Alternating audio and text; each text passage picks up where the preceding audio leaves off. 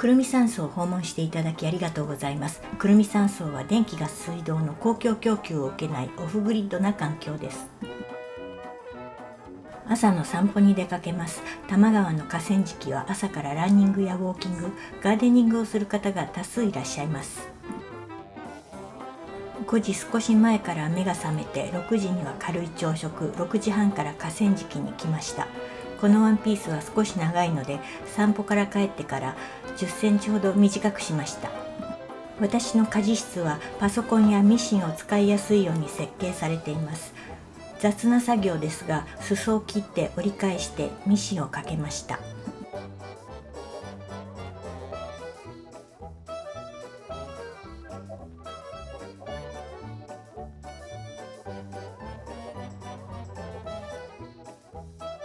河原の花を世話している方は6時半でも作業をしていました。かつては多摩川の河川敷沿いに多数の路上生活者の方々のブルーシート小屋やテントが存在していました。今はテントも小屋もありません。河川の増水、台風時の危険性や高規格堤防の整備、公園化事業に伴い市や国土交通省による巡回、啓発や退去指導または生活困窮者支援事業による保護などを経て徐々に小屋やテントの撤去が進められました。今は小屋がなくなった後の敷地を活用し、地域の住民グループやボランティアの方々が手入れを行っています。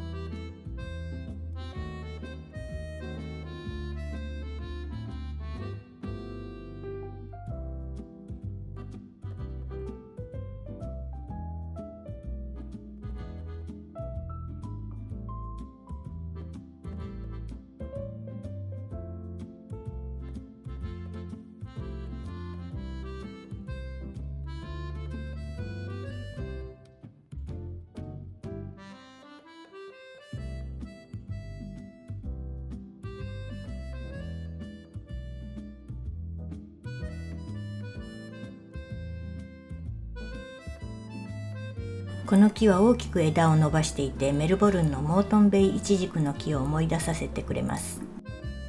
イチジクとは違う小ぶりの丸い実がたくさんあります。葉の縁にはギザギザがあります。巨木になっています。この特色だけでは生成 AI も特定できないようです。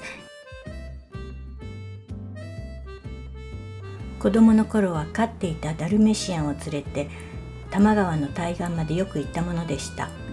対岸は左岸というそうです。あまりに昔のことでよく思い出せませんが、その犬は暑い夏には多摩川に飛び込んで泳いでいました。川から上がれない時には救出しないといけないかもしれないと思って心配したものです。私は中学校の水泳部でしたが、服のままで泳いだことはありませんでした。それに今と違って当時の多摩川の水質は悪かったと思います。結局そのダルメシアンは自分で上がってくることができたので事なきを得ました。引っ越す前に何十年も通った市民プールではウェアラブルは禁止されていましたが、実験住宅に近い公営プールは着用可能です。シリコンバンドでカバーしたら許可されます。先日プール受付でシリコンバンドを購入し、アップルウォッチをつけたまま泳ぎました。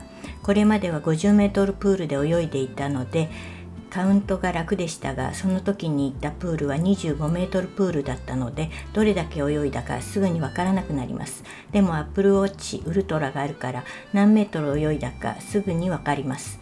このプールと同じぐらいの距離の場所にもう一つ25メートルプールがあり、私の通った中学と同じ名前のプールなので、そちらにも行ってみようと思います。そちらでもウェアラブルは許可されています。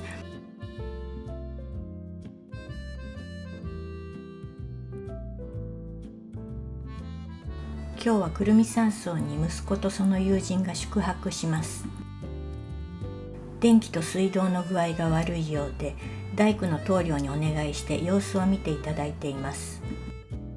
電話もインターネットもつながらないので様子がよくわかりません。夫の電話だけはつながるようでハブになってもらっています。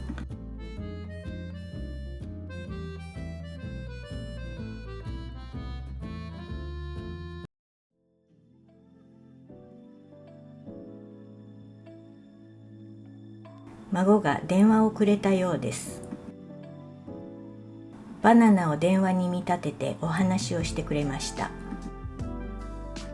それを義理の息子が動画にして送ってくれました。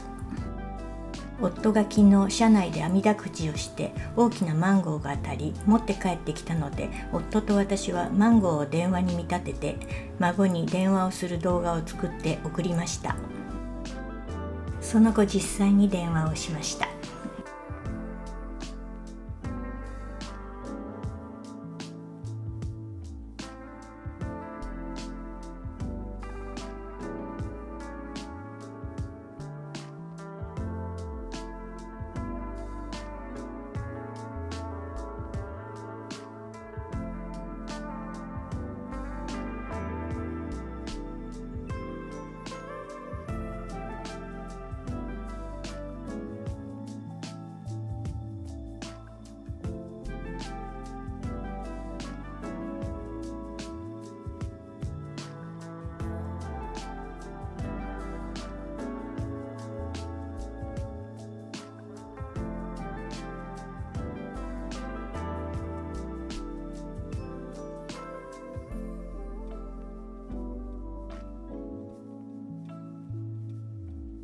多摩川のような大きな一級河川の堤防や水辺などの直轄管理区間は国土交通省が定期的に除草作業を行っています。きれいな景観のためだけではなく、洪水時に安全に水を流すためや、堤防にクラックや穴がないか点検しやすくするための維持管理が主な目的だそうです。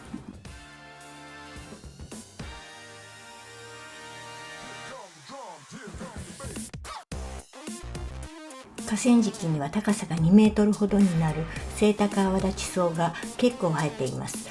我が家にまで勢力範囲を広げているので、毎日見つけると抜いています。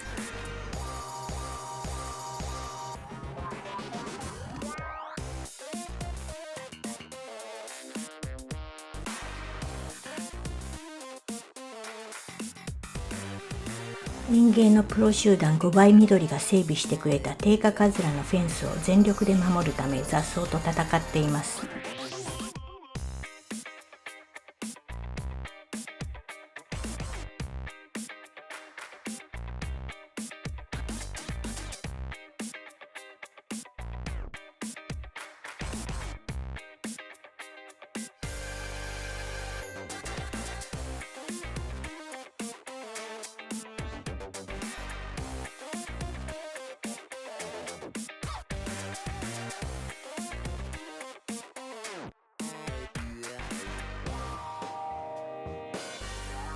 古くからの友人の訪問がありました。彼女はオールマイティです。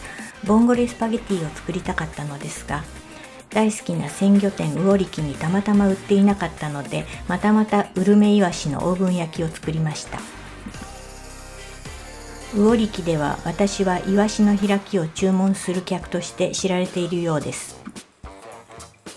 私としても魚力は新鮮なイワシを非常に速いスピードできれいにさばくことのできる鮮魚店として認識しています。熱風で短時間加熱調理しました。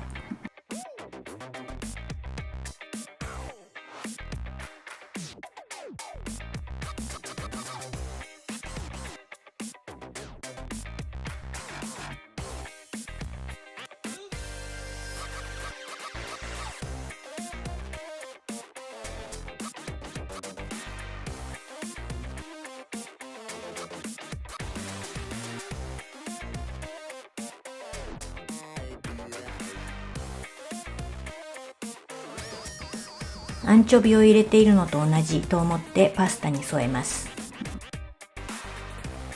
食後は遊戯室で卓球を習いました。こ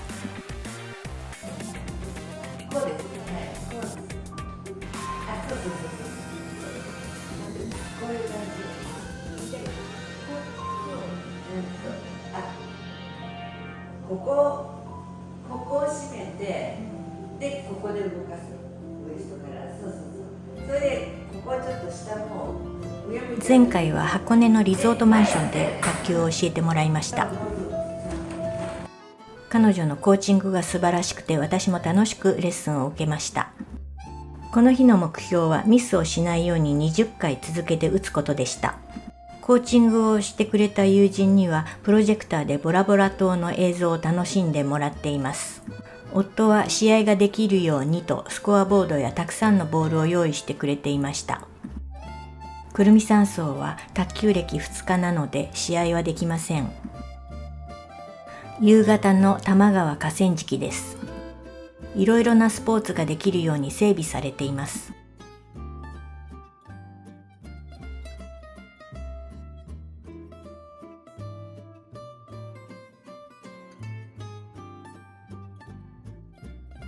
ここはテニスコートですが、この方は一人二役でテニス対戦をしているようですね。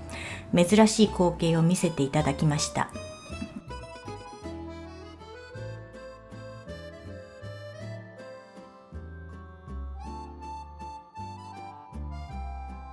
最後までご視聴ありがとうございました。よろしければ高評価とチャンネル登録をお願いいたします。とても励みになります。